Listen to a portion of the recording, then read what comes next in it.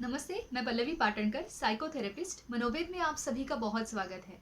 आज हम बात करने वाले हैं नेगेटिव थॉट्स के कौन से प्रकार हैं। साइकोलॉजी में कुछ टाइप्स बताए गए हैं नेगेटिव थॉट्स के, जो मैं आपको एग्जाम्पल के द्वारा समझाना चाहूँगी।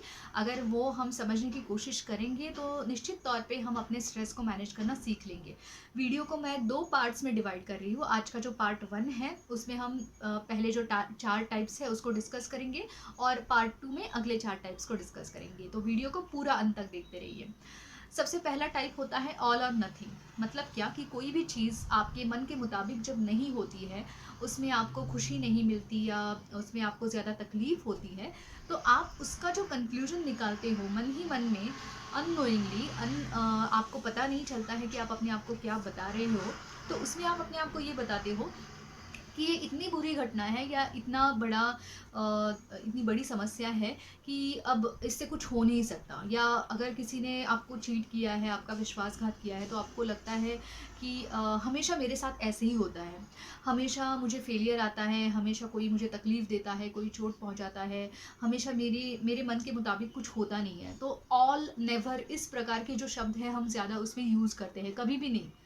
एक्चुअली देखा जाए तो कई बार पॉजिटिव चीज़ें हुई होती है लाइफ में, कई बार आपको सक्सेस भी मिला होता है, कई बार लोगों ने आपको एक्नॉलेज भी किया होता है। लेकिन जब नहीं किया होता है, ऐसे टाइम पे ज़्यादा ध्यान उन चीज़ों पे जाता जाता है और आप अपने आप को बोलते हैं कि कभी भी नहीं हुआ मेरे लाइफ में, कभी भी कुछ अच्छा नहीं हुआ है, कभी भी मेरी किसी ने कदर नहीं की है, कभी भी किसी ने मेरे ऊपर विश्वास नहीं दिखाया है। तो यहाँ पे एक्सट्रीम में चले जाते हैं। जो मैंने बोला ना कि एक तो 0 होता है या तो 100 होता है, बीच वाला कुछ होता नहीं है। तो इस प्रकार का जो थॉट होता है उसको हम बोलते हैं ऑल और नथिंग। इसको दूर करने के लिए, जैसे अभी मैंने आपको कुछ प्रैक्टिकल चीज़ें बताई कि कुछ जो लाइफ में पॉजिटिव अभी तक हुआ है उसको याद करना, और जो हम शब्द यूज़ कर रहे हैं ना यहाँ पे कि कभी भी नहीं हुआ, तो उसकी जगह आप अपने आप को बोल सकते हैं कि हाँ, काफ़ी टाइम ऐसे हुआ है कि चीज़ें मेरे मन के मुताबिक नहीं हुई या मुझे उसमें फेलियर आया। लेकिन इसके अलावा काफ़ी बार ऐसे हुआ है कि वहाँ पे चीज़ें मेरे मन के मुताबिक मिली हैं और मुझे वहाँ पे सेटिस्फेक्शन भी मिला है। तो ऐसा नहीं है कि कभी भी नहीं, या फिर ये लाइफ तबाह होना, लाइफ बर्बाद होना, इस प्रकार के वर्ड्स जो हम यूज़ करते हैं तो इसी प्रकार के नेगेटिव थॉट्स में आ जाते हैं, जिसको आपको ओवरकम करना है। अब दूसरा टाइप जो होता है उसको हम बोलते हैं ओवर जनरलाइजेशन। अब ये क्या होता है? जैसे कि मान लो कि कोई बिजनेस में आपको फेलियर मिला है, किसी रिलेशनशिप में आप फेल हुए हो, या फिर कोई एग्ज़ाम है जिसमें आपको अच्छे मार्क्स नहीं आए हैं, तो आपको ये लगता है कि उसी प्रकार की घटनाएं आगे भी होती रहेगी। मतलब एक एग्ज़ाम में मुझे फेलियर आया है तो आगे एग्ज़ाम में मुझे कभी सक्सेस मिलेगा ही नहीं, हमेशा मैं फेल होता रहूँगा। एक रिलेशनशिप मेरी फेल हुई है, अच्छी नहीं गई है, तो ऐसा लगता है कि आगे रिलेशनशिप कभी अच्छी होगी ही नहीं, या फिर कोई अच्छा पार्टनर मिलेगा ही नहीं। या फिर किसी ने विश्वासघात किया है, या ज़्यादा टाइम ऐसे हुआ है कि आपको किसी ने फंसाया है, तो आपको लगता है हमेशा ऐसे ही होता रहेगा मेरे साथ। तो जो दुर्घटना हम बोल सकते हैं, या जो अनप्लेजेंट एक्सपीरियंसेस हो चुके हैं, उसी तरीके के आगे भी होते रहेंगे। या आप कहीं ना कहीं अपने आप को अंदर से मन में बताते हो, जो शायद आपको भी पता नहीं चलता, जिसको आपको पहचानना है और उस थॉट को करेक्ट करना है। मतलब क्या, प्रैक्टिकल थॉट में बदलना है, अपने आप को बोलना है कि कभी कभी ऐसा होता है कि कुछ चीज़ें परफेक्ट नहीं होती, और वैसे भी हम सभी के लाइफ में हर बार चीज़ें परफेक्ट या कंप्लीट नहीं होती है। हम अपेक्षा करते हैं लेकिन वैसा रियलिटी में नहीं होता है। तो हाँ, ये अनप्लेजेंट एक्सपीरियंस है मेरे लाइफ का, उससे मुझे तकलीफ हुई है, लेकिन इसका मतलब ये नहीं कि ऐसा ही होने वाला है। ये जो मैं अपने आप को बता रहा हूँ उससे मुझे तकलीफ होगी, ना कि उस घटना के कारण।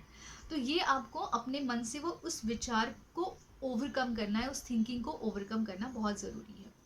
अब तीसरा टाइप ये है ना, माइंड रीडिंग। काफ़ी इंटरेस्टिंग मुझे इसलिए ये लगता है क्योंकि अननोइंगली हम सभी लोग हमेशा दूसरे के माइंड में, दूसरे के मन में मेरे बारे में क्या चल रहा है इसके बारे में कंक्लूजन्स निकालते रहते हैं। ज़्यादातर रिलेशनशिप में आप अगर थोड़ा देखोगे तो ये चीज़ बहुत ही कॉमनली आपको दिखाई देती है कि अगर मेरे मैसेज को रिप्लाई नहीं आया तो इसका मतलब सामने वाला वो मेरे अलावा किसी और को ज़्यादा प्रेफर कर रहा है या किसी और काम को ज़्यादा प्रेफर कर रहा है, मैं उसके लिए उतना इम्पोर्टेंट नहीं हूँ, या फिर इसके अलावा ऐसे लगता है कि उसको मुझसे प्यार नहीं है, मेरी कोई परवाह नहीं है। कई एग्जाम्पल्स होते हैं, मतलब आप रास्ते में चलते हो, कोई आपको स्माइल नहीं देता है तो आपको लगता है हाँ इसको मेरे बारे में कुछ ठीक नहीं लगता, या इसको मुझसे वो नाराज़ है वगैरह वगैरह। आप कुछ काम करते हो तो आपको लगता है कि कोई आपको अप्रिशिएट नहीं करता क्योंकि वो आपसे उसको प्रॉब्लम है, तकलीफ़ है, या वो आपके ऊपर जेलस फील करता है, एक्सेट्रा एक्सेट्रा। तो कई बार ऐसे इंसिडेंसेस आते हैं जहाँ पे लोग आपको क्या कहेंगे। आप जब पब्लिक स्पीच देते हो, पब्लिक में होते हो, तो आपको लगता है लोग मेरा मजाक उड़ाएंगे, मेरे ऊपर कुछ कमेंट करेंगे। तो अगेन ये जो होता है ये माइंड रीडिंग जिसको हम बोलते हैं, कि हम लोगों के इंटेंशंस को जज करते हैं। जो एक्चुअली देखा जाए तो हमें कभी भी पता नहीं चलता कि लोग एक्चुअली हमारे बारे में क्या सोचते हैं।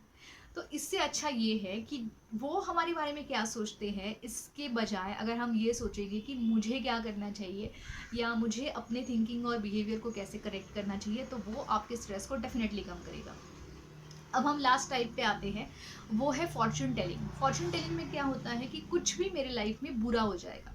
कई बार लोगों को ये लगता है कि कुछ छोटे मोटे सिम्टम्स देखे तो मुझे बहुत बड़ी बीमारी हो जाएगी, बीमारी हो गई है, ऐसा पकड़ के मन में चलते हैं।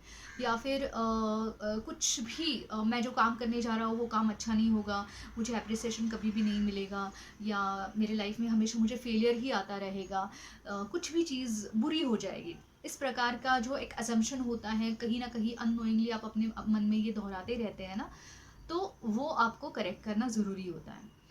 तो अब आगे भी जो टाइप्स हैं वो नेक्स्ट पार्ट में मैं डाल रही हूँ, जिसको भी आप डेफिनेटली देख लेना। वीडियोस को ज़्यादा से ज़्यादा शेयर करो ताकि काफ़ी लोगों को उसकी हेल्प मिल जाए और एक सेल्फ अवेयरनेस बढ़ जाए और हम अपने थॉट्स को पहचान सकें। धन्यवाद।